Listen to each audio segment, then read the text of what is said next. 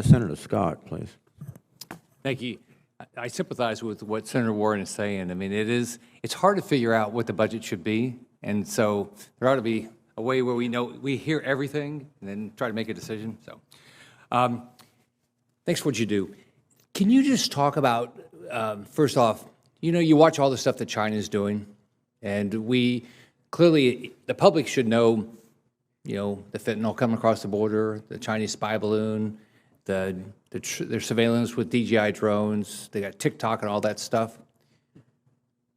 So what could we do? What could the public do? And what should we do on things like that would actually, is there anything that we could do that would impact and make your jobs and what you're trying to do as part of our defense easier? Both of you. Thanks. Whoever wants to go first. Senator Scott, thank you. I think public advocacy, the advocacy for my portfolio, for example, the advocacy of the modernization of the nuclear triad, the modernization of the weapons complex, the modernization of infrastructure. Those are the things that on the surface I don't know that the American people will truly understand on the effects of not having those things are. And the effects to the national security of our nation for not having those type of things. So advocacy in the public light from yourself and others to be able to articulate the needs that we have, I think makes a big difference for us. I think it's advocacy and education and awareness of how important for my portfolio space is to not only military operations, but just our way of American life and really the global economy.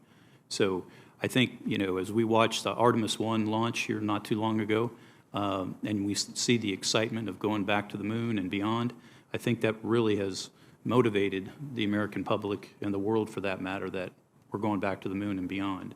But when you look at that and you look at what the Chinese are doing today with their own space station on orbit, their own ability to go to the moon and scoop up some rocks and come back, demonstrating their technology advancements, we need to understand that has a military application too, in that the same assets or similar assets that we depend upon in everyday life here in the United States and around the world is dependent upon space. Space fuels the economy. Space fuels our lifestyles. And I think just understanding that space is exciting from a civil commercial piece, we also need to be able to say it could be held at risk. And that risk is what I'm doing each and every day, is to try to mitigate that risk or reduce that risk.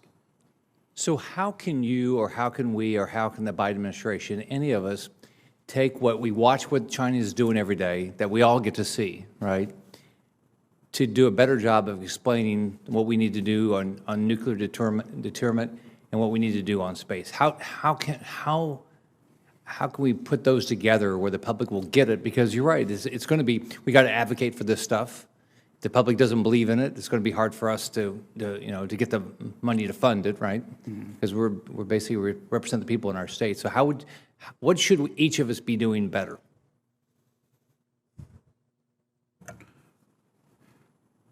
I think talking about what they're doing, for me, talking about what they're doing in space right now, in terms of, you go back to 2007 when they conducted that direct ascent ASAT test. That test, we are still tracking more than 2,000 pieces of debris from a test that happened in 2007. Though that type of messaging and that type of conversation, where appropriate, I think is very important to do. So from my perspective, that's how you get at it. A constant conversation about how are they improving in space. Okay. Senator Scott, from my portfolio, I think is actually educating folks to understand that what does it mean when the Department of Defense says that China is a pacing threat? What does that really mean to folks that are in Melbourne, Florida? Being able to describe that and understand what does that mean when we say that there is a nuclear breakout, and then the first time in the history of the United States since the advent of nuclear weapons that the United States has 2 nuclear peers. That's the education that needs to happen for our American people. Thank you. Thank you, Chairman. Thank you, Senator Scott. Senator Kelly, please. Thank you, Mr. Chairman.